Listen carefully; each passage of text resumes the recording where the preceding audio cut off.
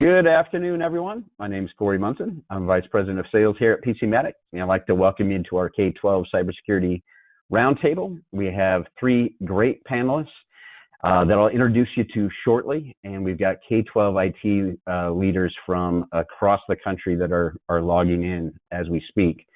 So our intention is to make this as interactive as possible today. So at any time, if you have questions or comments, we encourage you to use the question function in the GoToWebinar control panel to submit those comments and questions.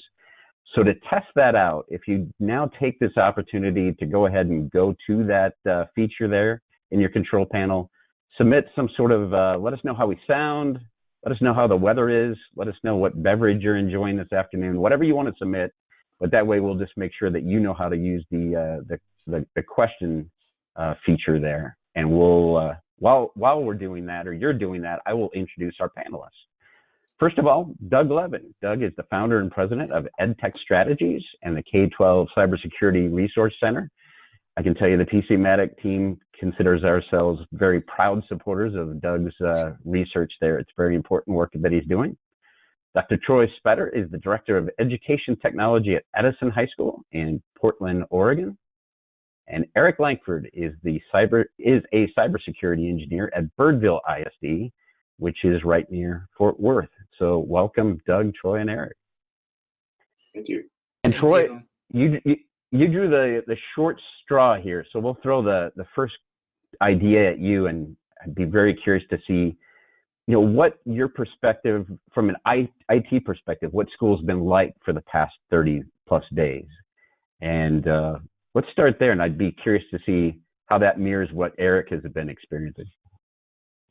Sure. Ever since the first day of shutdown in the Portland area, we already had measures in place for bad weather, things like that, and we essentially just kind of modified those protocols and moved to remote learning. So our students now keep a virtual schedule. They do meetings with their teachers through video conferencing, and then they have definitely less work, I'm sure, that because they're at home, but the teachers are guiding them through things and they're progressing just as they would. Our school is one-to-one with iPads, so the kids had a lot of that technology in place and we're kind of prepared for it when it occurred. Eric, does that mirror your experience over the last 30 plus?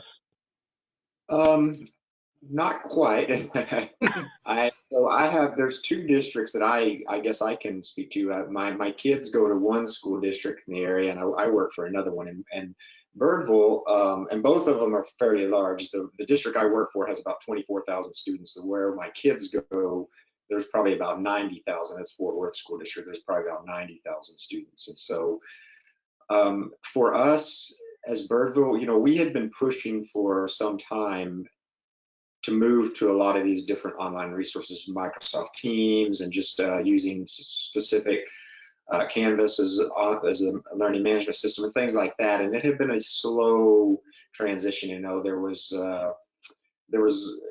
just typical roadblocks of people not sure, not understanding the technology. And so what I've told people lately is all those roadblocks are gone. We now have everything we need, to say, look, let's move ahead with this. And so it has been slower for us to get to where we need to be.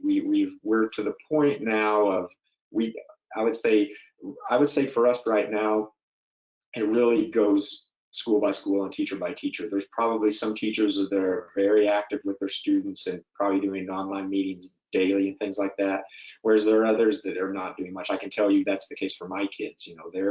Some of their teachers, some of them it's just you don't really hear from them. Periodically they post things and here's what you need to work on. But it's been a slower and more difficult transition for us, simply because we just weren't to that point yet. I saw a funny meme the other day that some others may have seen, and it said, during this time, who drove your digital transformation? And it said CTO, CFO, CIO, and then COVID-19, and there was a checkbox. And I'm like, that's really what a lot of what we are seeing is, now, like I said, those roadblocks that had been there have been removed, and now we are able to, move ahead with some of these projects like Microsoft Teams and remote learning and that kind of thing. So actually, if I can, Corey, I'm going to just interject with a follow-up question. So Troy, it sounds like in your case, school is continuing on, students are getting new work, they're getting graded. You're trying to keep the pace of the school year as regular or normal as you can. Is that fair? Yeah, it's pretty normal. I mean, the schedule's definitely modified. They're not in classes nearly as much as they would be if they're on campus. Sure. And just like Eric said a few minutes ago, we do have a variety in teachers where some are a whole lot more technologically versed than others. So there is some variety there, but probably our first week doing this was a little rocky because we weren't using the video conferencing at first. They just had things like Google Classroom. We're a G Suite school, so they were using tools like that, and it just really, for our kids especially, since we're a school for, just for kids that have learning, they call it differences. So autism, dyslexia, things like that. The conventional means just didn't work, so that they had to have the face-to-face in order to keep the kids engaged. And we definitely have a few students that, kind of fade out that we're trying to chase down and keep people engaged. So Yeah, so my local school district, my kids are actually now in college, and I've got one who's doing remote learning, finishing up his semester. But my local school district sounds a lot, Eric, like where you guys are, trying to do some stuff, but essentially they've said they're not requiring new work. And I guess they're either going to take the average, the grades, or the trajectory of grades from before this happened. I mean, I think there's certainly some teeth gnashing about that, particularly for juniors and seniors who are college bound or even younger. But so Eric, are you guys what are you guys doing with grading and expectations about keeping up with standards and curriculum? Yeah. So what basically has happened is they moved to pass fail for this semester. Pass fail. So they will. So any of the assignments they get now, they just have to complete these assignments. There's no real grading to them. I'm sure there's plenty of students that are not. That are just not doing it, because they don't have the resources at home to help them. Because that's the thing that's, that I don't know if a lot of people that maybe don't have kids, especially younger kids, realizes you may have the technology there, but to get those kids focused and to do what they need on those assignments is not an easy task. For older kids, it's no problem. Like I have a nephew that's he's a sophomore, I believe, in the district where I work, and I talked to him the other day, and I said, well, how's the remote learning going? He said, oh, it's good. He said, but the first real week they did it, he goes, I did all my homework the first day, and he goes, I was so bored the rest of the week. He said, I'm not doing that again. I'm going to make sure I space out my homework. So so it's really just moved to that pass fail, and just try to, and I think that's one thing the teachers have sent out a lot, or the school is of information saying, look, we understand you're parents, you're not teachers, this is not the best situation, so we get it if you're not getting things done like you need to, and so like we try to get our kids to do their work daily, or and do their assignments, and they're short and small, so it doesn't take them very long, and but that's kind of where things are with us anyways. Guys, I'm curious, and I think Eric, you kind of alluded to the pace that it's been a necessity, right, to roll out maybe new applications and enable the remote learning. And Troy, I'll go to something I saw you wrote on LinkedIn that I thought was pretty interesting, the challenges that go hand in hand with that, and go hand in hand with that pace, that accelerated pace.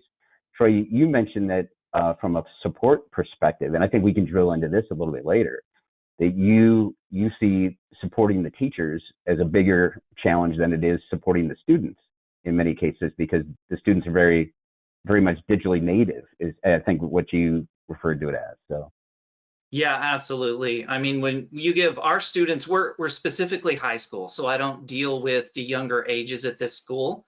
But when these kids come in, they know a lot more about iPads and apps and different things like that that the teachers are using than the teachers do. Many times they find ways around things that will continue to floor the teachers when they discover what a student in their class has done, or so our teachers are the ones that I'm spending a lot of time in training with, or reassuring them, yes, this does work and here's how it works, and you can, so that's the majority of the time. Yes, definitely is with the teachers. Yeah, I would say that's the same for us as well. You've got, and that's for us, you've got a few teachers that are probably on that more tech savvy side, but there's a Oh lot of yeah. teachers probably that we have that probably never used anything online other than checking their email. They didn't use any type of online learning system. So those are the ones that I think that has been more difficult for. And like you said, Troy, getting them trained and up to speed with the technologies that they need to Right. to be able to teach and accept assignments and things like that. Yeah, and one of the things in that I've discovered too is just because of our positions in IT, that sort of thing, teachers are, at least mine are, they're more receptive to their peers than they are from something coming from me. So I Yeah. will use the sort of train the champion model. I have a couple of teachers who are a lot more highly versed in tech, and I'll get them going and send them out to take care of the other teachers and then jump in when I need to. Yeah, that's definitely a good way to do it. Because I think that is true, that other teachers are going to look to other teachers first before they go to their Oh yeah, technical. they do. Yeah, our first week into this, and since we were functioning, but our first week definitely wasn't pretty. I even had one teacher that I think I spent about 4 hours just showing her how to add students into Google Classroom and start communicating with them. And that was something that we were supposed to have been doing when they were on campus. But you said they have different levels. So this particular teacher she had no clue as to how to do that and how it functions. So she took some extra help with. I think there's a lot to unpack there, and I think we could drill into that as we talk about support. I've got some questions there I have for you guys. Doug, as we're talking about challenges and knowing that security is one of the things we wanted to focus on today, you talk to a lot of K12 IT directors every day, every week. What's keeping these guys up right now? I mean, there were concerns keeping them up at night before. Are those same concerns just compounded now? Are there new concerns? And I'll be curious if these are the same things keeping Troy and Eric up right now. Yeah, so I'd say a few things. The one is, as school systems made the decision not to come back in person, I think all school IT departments were just all hands on deck, just figuring out how are we going to do this? How can we support teachers in doing this? Do we have enough licenses, for our software? And just sort of managing the logistics of it. And if they didn't have sort of a tool set already, like a video conferencing solution, like they had to go and find one or two, or try to figure out what is already being used by a bunch of teachers and whether it's worth, a bunch of teachers who are champions, or whether it's worth, going with their recommendations, or maybe going with something that the IT department would recommend, but then dealing with the blowback of not using something that is already comfortable to the teaching force. I mean, I think once that got over that hump, and I think, Troy said his first week was rough. It's definitely been rough for a bunch of people. I've even heard of school IT directors getting fired because of how rough that situation went. It's definitely an outlier, but it was a crazy story where things didn't go well, and the superintendent wanted somebody to take the fall, and that it was the IT director. So I've heard two real challenges or concerns, I would say. One is the one of remote support, right? People losing passwords, forgetting passwords, having trouble with their machines, and trying to figure out how to support them securely is really tough. So a lot of the protocols that existed for securely doing that maybe have gotten relaxed. Some of the protocols for picking which apps and tools to use are maybe not going through the same vetting processes as they would have under a normal procurement process.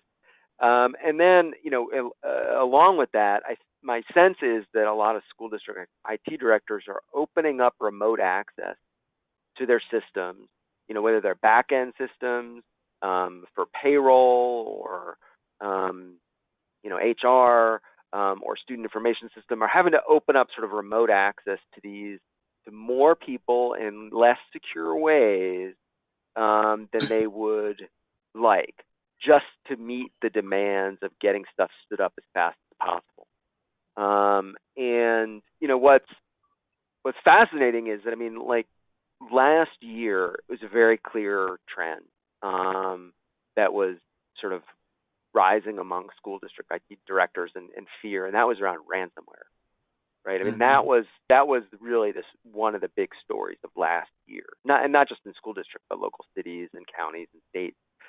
And there's still been a bunch of incidents that have happened this year. More than there's been 16 this year that I've cataloged, which is actually more than happened in 2018 already.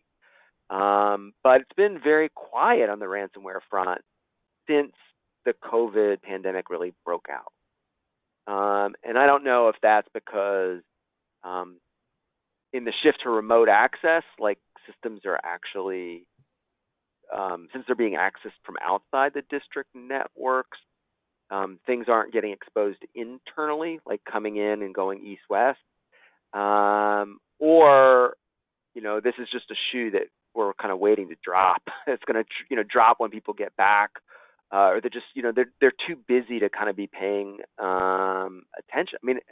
So I don't know. So that's some of what I'm seeing so far. Eric, does it seem pretty consistent with? Are these just issues that were there before that have just been compounded, or are there a whole new set of issues that concern you now? I think a lot of it's compounded. I think depending, like for us, for instance, the remote stuff, we were already moving. Actually, that was one of the things we were moving to is Chromebooks and VDIs, so that people could work from wherever. So not necessarily on the teaching side, but for admin staff and things like that. But I think there's definitely stuff that's been compounded. For instance, I can tell you just in our district, the increase in phishing has just skyrocketed because, now there's all this COVID. And one of the things that we saw from that is, so we have, one of the things I implemented when I started the district is you have to have a passphrase longer than 16 characters. So we started seeing, when all this stuff started happening, tons of our accounts, and we don't have two-factor authentication enabled across the district yet. We started seeing tons of accounts being compromised, and I'm like, the only way that a passphrase that long is getting compromised is somebody is getting a phishing email and clicking a link and putting their password in there.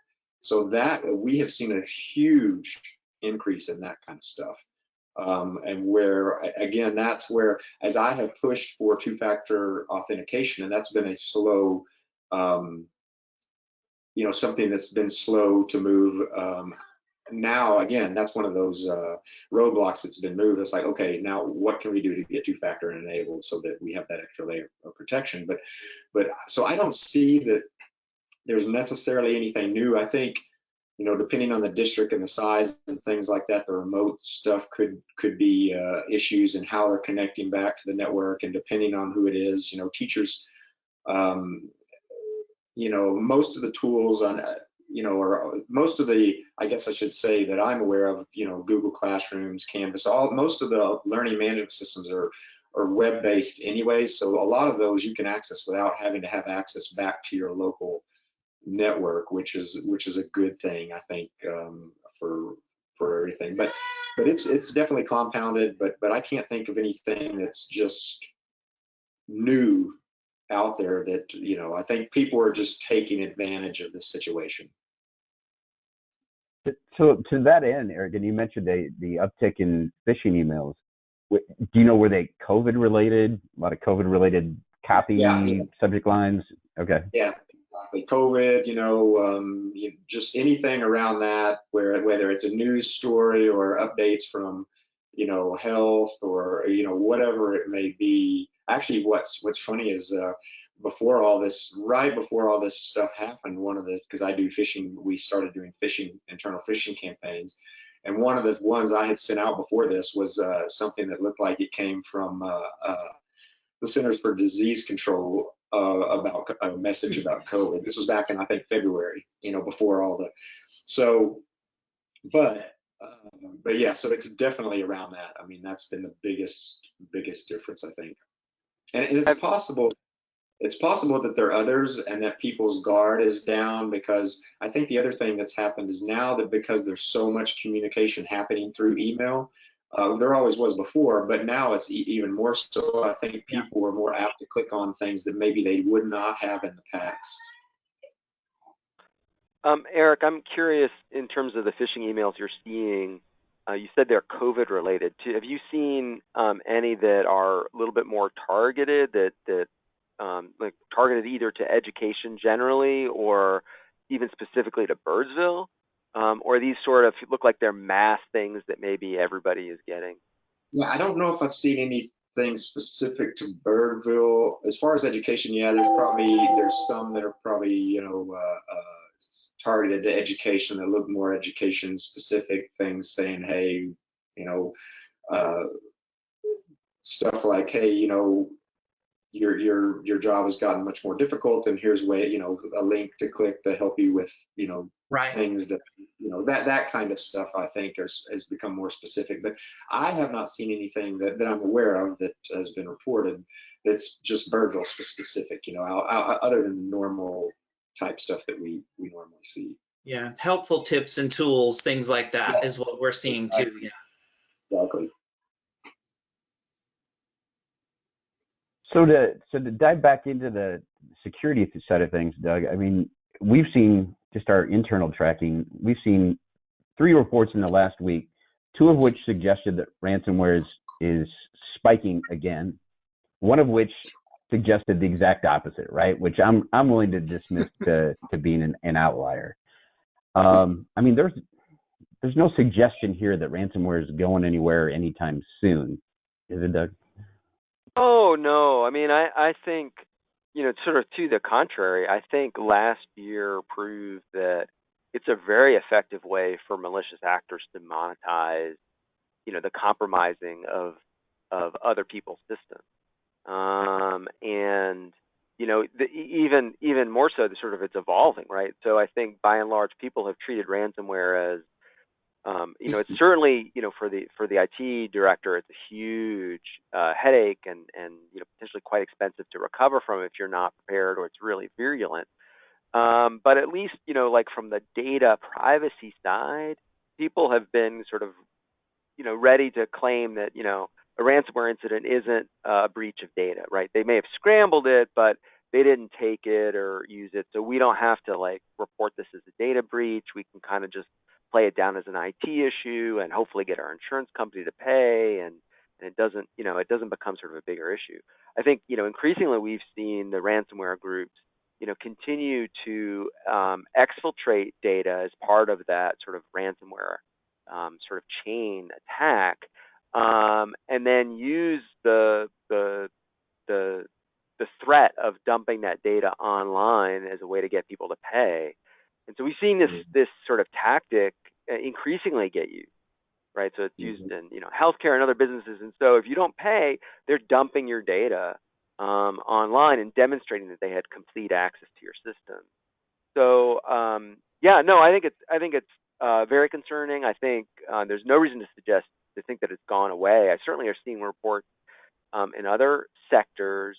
It's also the case that many of these ransomware actors will gain a foothold in your system, but they don't immediately trigger the malicious software, the ransomware, right? So once they get that access, they may look around and see what kind of organization you are. They may go and exfiltrate the data that they think might be interesting or valuable to you, and then they just may sit on it for a little bit until they decide that they want to try to monetize that from you, or they may just try to sell that remote access to another actor so they can do that. So I do worry about when people get back to schools, right? We saw a big spike actually at the opening of school last year, like August timeframe. And I think it was because the ransomware groups realized that if they compromised your systems and brought them down right before school started, like it really put school districts in a bind, right? Because they needed to get people enrolled, they needed to get people set up. Incredibly disruptive than as opposed to they did it at a different time. So, just because we haven't seen the stories yet, I actually think it's quite likely, given the remote access has been loosened in some places, that those systems have gotten compromised. They just haven't maybe been acted on yet. Right. Yeah.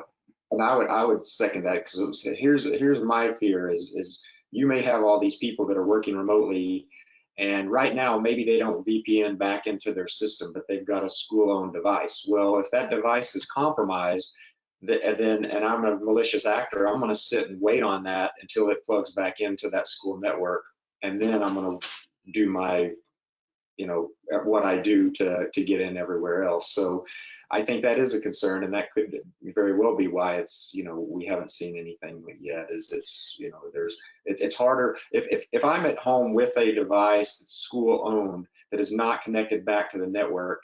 If I click something and get a piece of ransomware, it's going to affect that one device, and that's it. And maybe another device on that home network. But if there's no connection back to that school network, you're not going to have any issues. But if that device gets compromised and they're just waiting, and then when it gets plugged back in, now there's the opportunity.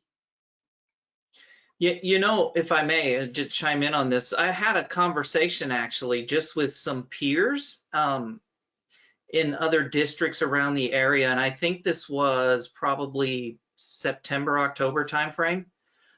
So this whole situation wasn't even really on the radar yet, but we were talking about ransomware. And one of the things that alarmed me the most that the other districts is that they were relying, they were really worried about it, but they were relying 100% on their ability to control group policy on their network and Windows Defender. There was no other action taken in a lot of the districts to thwart anything like this. And it's like, just like what you said, Eric, they get a compromised device, they bring something back, it's going to go rampant if you don't have controls. So if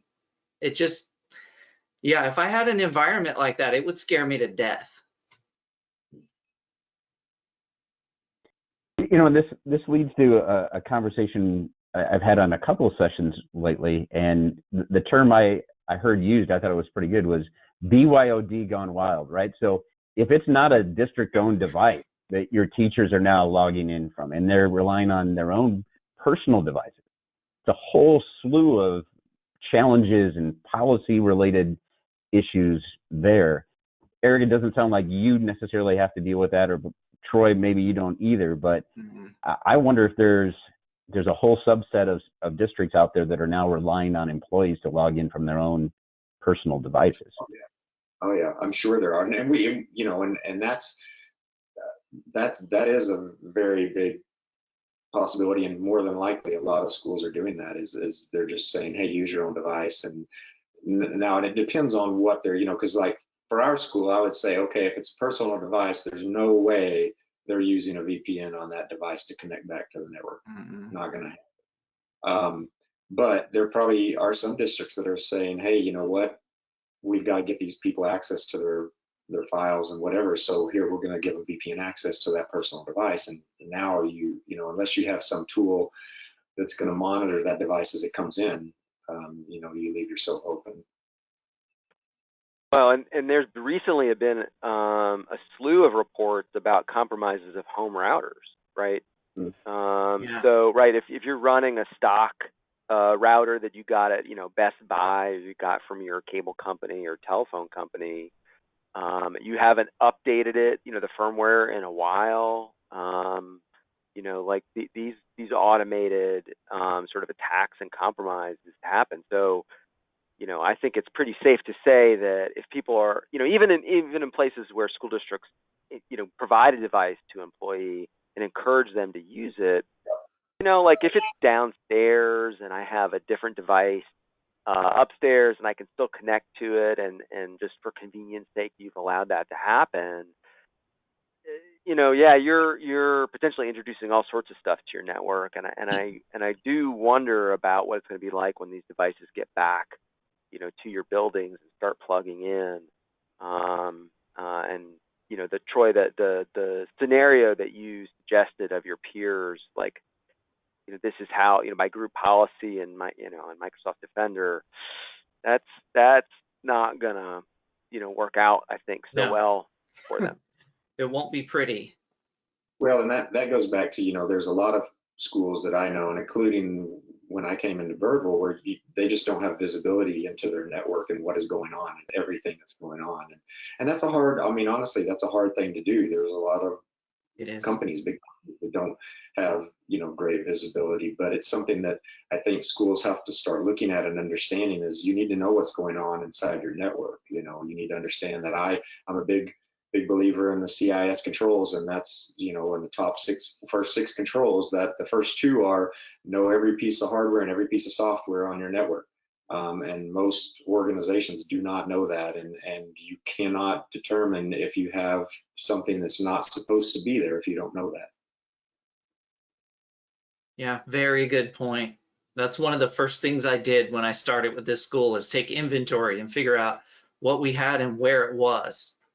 Mm-hmm. Yeah. Yeah, that's a very important part of everything.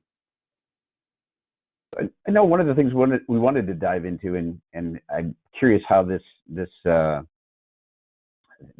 associated with the devices at home, and you guys aren't dealing with anybody bringing their own, fortunately, but this is a conversation we had last week with an attorney who specializes in cyber law and privacy. And I think Troy maybe even sat in on the session where the discussion was about how do you best support employees at home using their own devices, and what kind of slippery slope are we on of just how far we will go to support those devices from a privacy standpoint, from a remote troubleshooting standpoint. So one, if you guys, Eric and Troy, you could speak to how you're supporting your staffs that are working from home currently and your students, and talk about that a bit. And then maybe we can explore you know, where that line has to be drawn, and is that more of a policy issue? And maybe Doug, you're a policy guy. Maybe you've got some thoughts around that too. But Eric, in terms of supporting your staff at home. Well, I can tell. Well, let me give you two things. So before I came to Birdville, I worked for a time at a private or independent school, and it was you know, it had about 900 students. It was a K-12, and one of the things that we had talked about, one of the things that we had is that the high schoolers, it was bring your own device. So they used their own devices for everything. That was a requirement. One of the things that got talked about was, do we, you know, just give teachers, say, a stipend and then let them buy their own device? And then, but that became one of the issues is on the support side. Okay, well, what are we required to support? Yeah. You know, what if a teacher comes back and says, hey, because we saw it all the time with kids, they'd say, well, my device isn't working, you know, or, okay, well, you know, we don't really have any control to force them to fix that or to bring it in to fix that. And, you know, and if we are fixing it, you know, what if we find something, what if it's a teacher and something is found on it's their personal device, but it's found while it is being fixed by someone at the school, maybe even a student finds it, you know, I mean, that's the kind of issues that pop up. Now, from our standpoint, as far as support goes, I'm sure there are teachers using their own devices. I don't know what that percentage is of ours. Our teachers, not all, we had started rolling out Chromebooks. So a lot of teachers, I'd say a majority of them had Chromebooks that they could utilize. And we also, being a larger district, we have a pretty good support staff. We've got a help desk that still is operating the normal hours the teachers can use. We had technicians. So we have, I'm not sure exactly how many technicians, but usually most technicians have, well, depending on the size, like some technicians may have a single school, like one of the larger high schools. That may be their only, location where they work. So they would still be supporting all the teachers at that school. And we also have digital learning specialists as well. So we have a lot of different pieces there that are available to teachers and students and things like that. And but I honestly, I don't know what, if anything. That's something I haven't really talked with the help desk or the techs about, is are they seeing people asking for help on their personal devices? But I know that when this first started happening, that was a question that came up, was, well, if we have somebody that's using their personal device, are we supposed to help them fix that so that they can do their job? So that is a big thing, and I think that goes back to a policy issue of what is your policy, and what are you going to make your policy? Because it goes back to, like everything else, what risk are you willing to assume around that? And if you're saying, okay, well, we don't see much risk by letting our guys work on people's personal devices, okay, well, that's your policy, that's what you choose. But I do think there are some privacy and issues around that, just because people, I don't think, I used to see, you see it even with teachers that just take their school-owned devices home, and you think, this is a school-owned device. What the heck are you thinking by doing and trying to go to certain sites? So you can just imagine what personal devices would be like. So Troy, it seems to be there's the short-term necessity of enabling this workforce and supporting that, but then there's going to be the long-term conversation about if this is written into policy, or this becomes more of an HR issue to some degree of signing off on support's ability to take care of you when you need to be taken care of, I guess.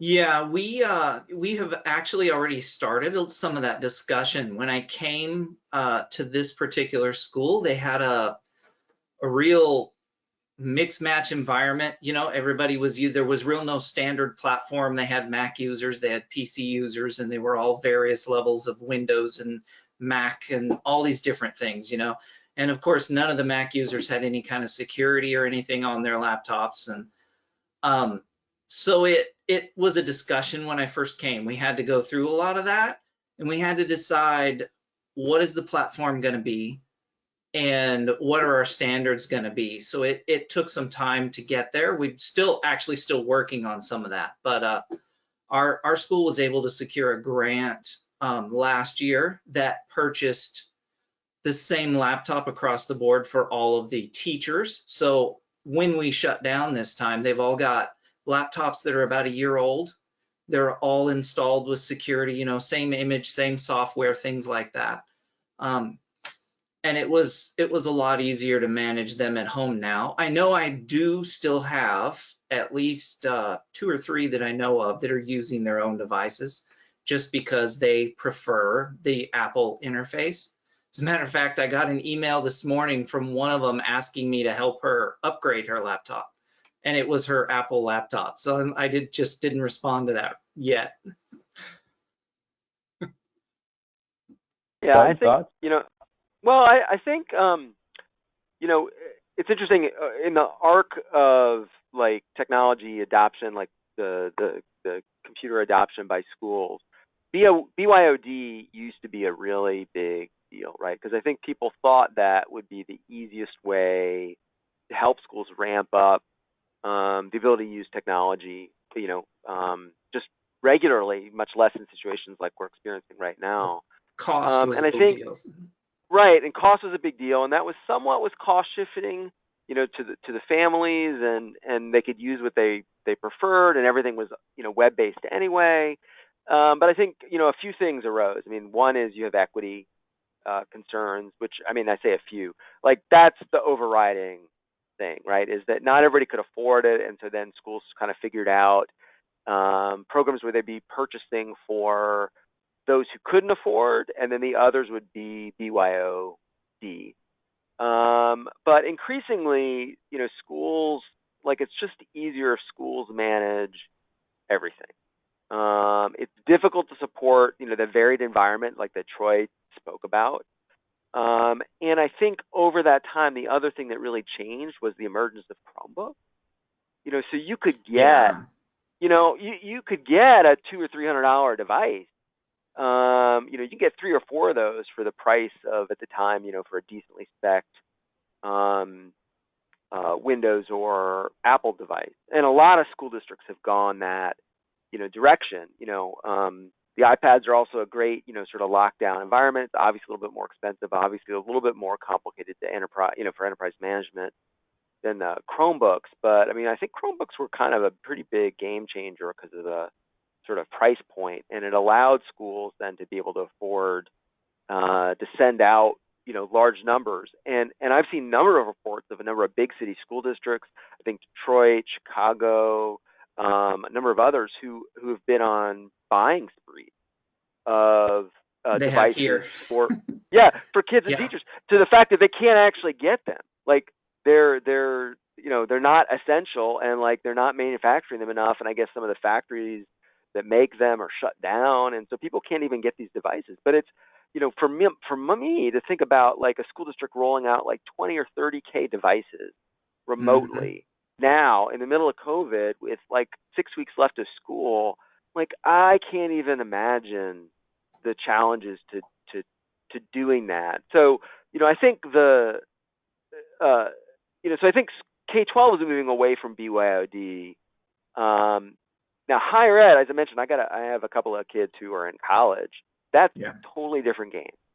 And in fact, there are some stories happening in sort of the college and university level where universities are requiring students to install certain applications on their personal devices that can be very invasive, particularly the remote proctoring software for exams.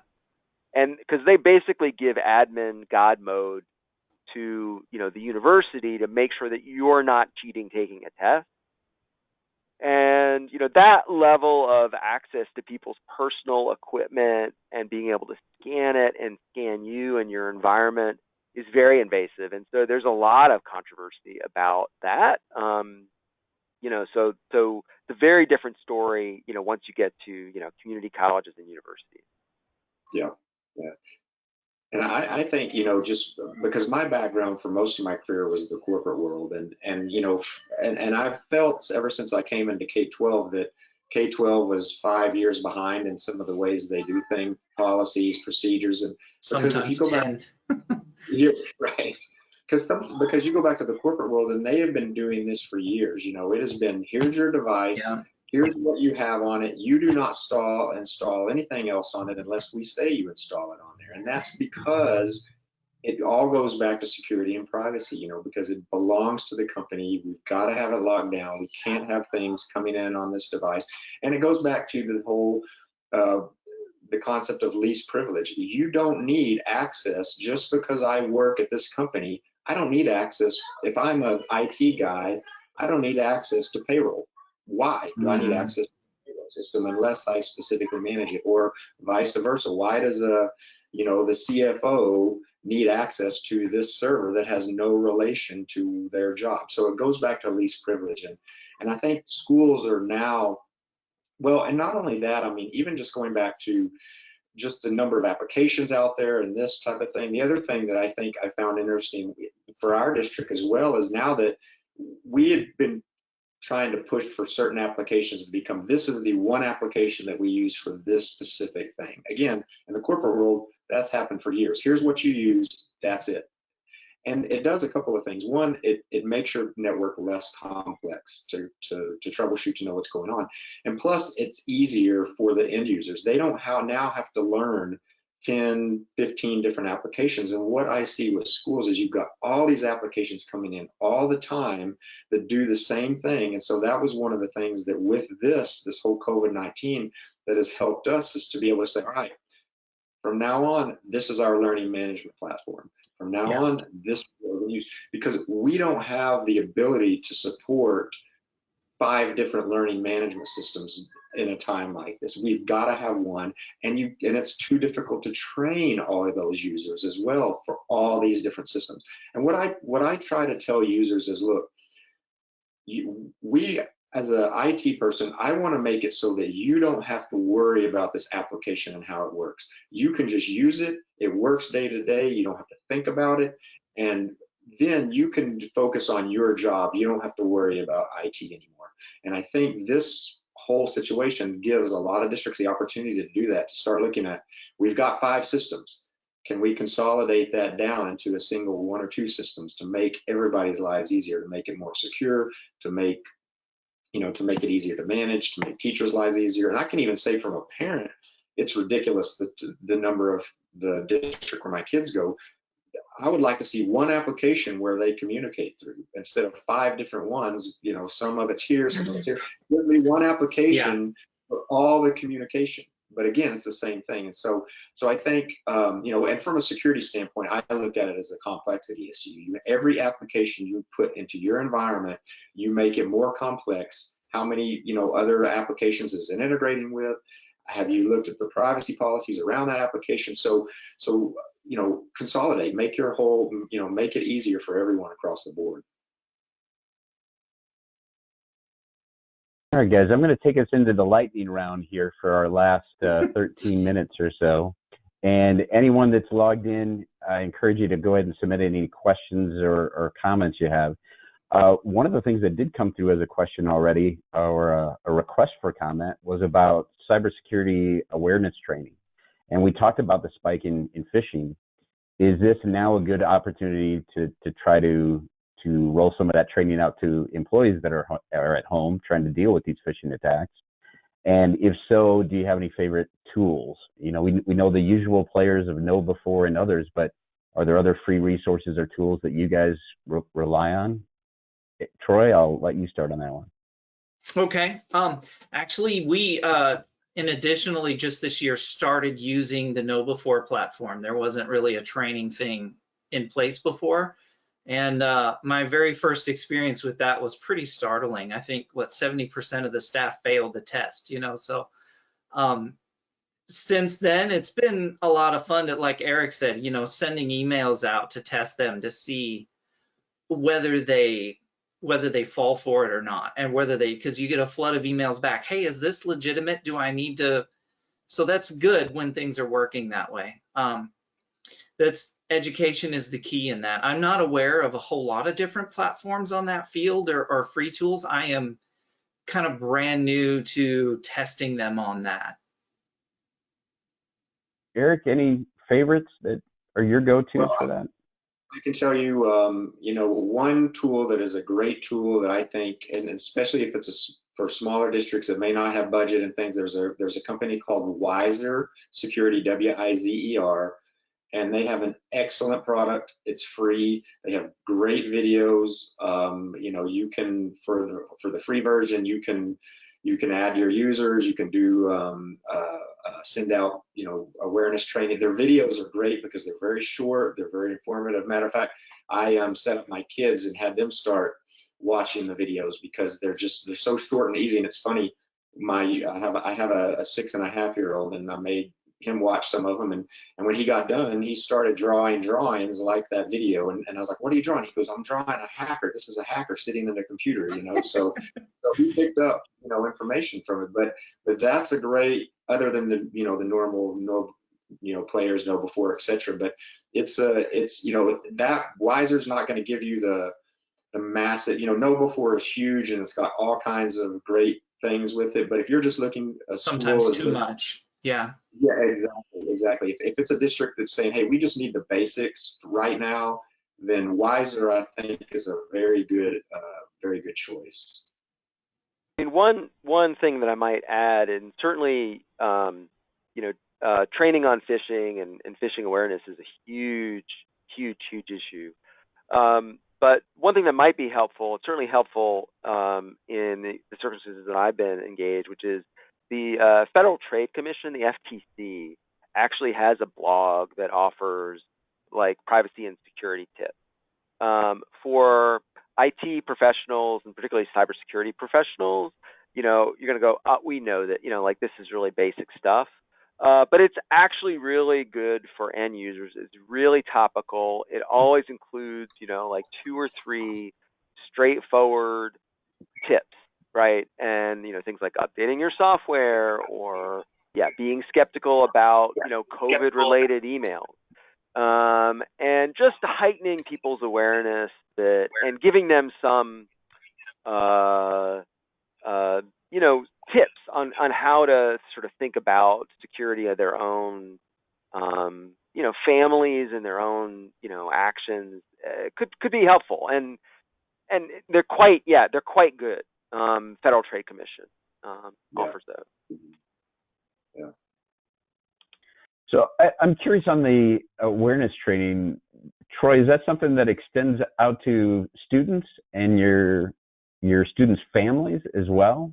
I've heard a little bit of rumbling about that, how some districts are taking advantage of this opportunity to extend it beyond to just staff training. It's now student awareness training and family awareness training too. We don't have from my end anyway, there isn't a formal system that I send out or do things for the students and the parents, but there is a certain amount of, for lack of a better term, digital citizenship that goes on from the teachers level, teaching the kids what to do and what not to do, things like that. So, Eric, does your training extend out to students at all, or? It does not, and that's something I would like to see happen. Is it extend out? I don't know if it would be the same type of, hey, send an email out and expect. I would like to see it be a little more active. Yeah, a little more interactive with the teachers involved and things like that. Or one of the things I would like to, that I've been working on to try and get in place is some type of shared security operations center for schools where you would get students involved, where they would go help train other students and other teachers, and teachers. And then that way, because I think what Troy mentioned earlier, where teachers tend to go to other teachers, same thing, students will tend to go to other students, and I think if you can train up some students that are really good to go and get, especially if you've got older students going and getting in front of younger students, those younger students look up to those, they're like, oh, somebody from high school came and talked to us about security, and they're going to remember that stuff. And so that's the kind of thing I would like to see more of is the online's great. And one of the issues that you run into that I see, is we send out these campaigns and people, fall for them. Well, then after that, nobody will click on anything. It'll be a legitimate email. They all get sent to the spam, oh, this is spam, and it's like, no, that's a real email, but we haven't during this time focused anymore. I think the issue we've run into is teachers are so overwhelmed right now. Trying to push anything else out on them is just, no, it's, they're just, they wouldn't do it, and it would just cause more stress. So we've really even kind of backed off a little bit on that kind of stuff. So we're going to save the hottest topic for last, Doug, and we're going to let you start with this. This is the Zoom question. What we've already gotten New York City Public Schools banning the use of Zoom. What quick thoughts there? We've got about 5 minutes left to talk about your thoughts on Zoom or alternatives. Yeah, I mean, sort of generally speaking, right? I mean, the media has, just day after day, there've been story after story about security and privacy issues with Zoom. I've started to catalog the Zoom incidents that have affected schools. So that's, classrooms that have been trolled by folks online, in some cases, racist language, hate speech, porn, all sorts of stuff. In some cases, really, elementary school classrooms and pretty awful stuff. And so I've documented about 25 incidents that have happened around the country, from elementary school classrooms, high school classrooms, but also like school board meetings, because those are open public meetings and they still have to happen, and so they're on, say, Zoom with an open link, and those get affected as well. So I've seen a couple. I mean, I'd be very curious to hear what Eric and Troy think. I mean, so here are a few things. One is the functionality of Zoom and the ease of use of Zoom is still very good. Two, they're responding. While it took them a little bit, they do seem to be rolling out fixes at a pretty incredible pace. And so if you're keeping your software updated, from a security perspective, at least they're capturing and fixing stuff very quickly. The other thing I've heard is that other platforms maybe aren't quite better. They just maybe have not gotten the same attention that Zoom has. So, and they certainly may not be as functional. So I think it's a real challenge. I think there's a lot of things that are really challenging about synchronous video conferencing with schools. One of the reasons that these incidents are happening is actually that students themselves would share the links not just to open meetings, but also the password. Yeah. And also in some cases advice, like say you're this student's name, right? So like they're very good at trying to disrupt some of them at their own sessions, right? So, thinking about your threat actors being informed insiders is a really tough problem for anybody to solve. And that's not just limited to Zoom, because I've heard of that issue happening on other platforms as well. So I don't have a good answer. I think this is a tough situation for schools all the way around. And, just like you all are reluctant to throw more training on teachers now, I don't know what the right answer is in terms of a video conferencing solution. But it's important to have our eyes open and keep our software up to date for sure. Troy, your take? Yeah, we have restricted people to using either Zoom or the Google Cloud Meet. We don't let any of the other applications on their systems because we can control what's on student iPads and things and their laptops. So the students also cannot initiate meetings. We have them locked down that way. So it's only a staff member or teacher that can start a meeting, and the meetings will only occur when that staff member's in the meeting. If they leave the meeting, it shuts down. So students can't keep going with it. Those are some measures, but it's also just kind of vigilance. You have to be really careful, watch the names. I've taught the teachers a lot. If something's going on, you can always shut a meeting down and kick everyone out and then restart it, because we have, classrooms are a lot easier to close and reconnect than it is a whole school session or something like that. So it's teaching them a little bit of the teachers how they can best manage their meetings. They have the rights to kick people out of a meeting if they're being disruptive or they know it's not, it's someone that shouldn't be there. They didn't know a lot of that initially, and they're getting rather good at it now that they've been doing it this long. So it's getting a lot smoother, a lot easier for the teachers to go through that. Eric, you're going to get the last word on this. So my take on Zoom is it's not inherently any more or less secure than any other platform out there. Mm-hmm. All software has vulnerabilities.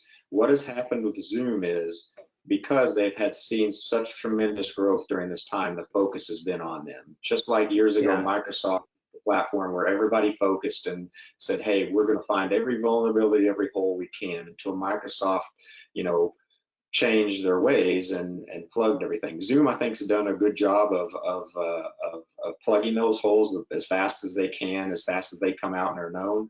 But like I said, I don't think any of the other ones are any more secure than Zoom is, and a lot of it goes back to user, configuration error, just like a lot of security breaches and a lot of things. Was it configured the right way? Did you configure it? So there's a lot of things. So, and I go back to what Troy said and what I mentioned a little bit earlier is, hey, pick one and make that your application, learn everything about it, learn how to secure it, and go with it. Don't, instead of trying to go, oh, well, let's use this one for this and this one for this, or, oh, maybe Zoom's not as secure, let's go over here. Just pick one, pick it and use it and make that your system. And again, decrease your complexity. And then once you know all about that system, you can secure that system. And there's always going to be vulnerabilities in software. They're always going to pop up.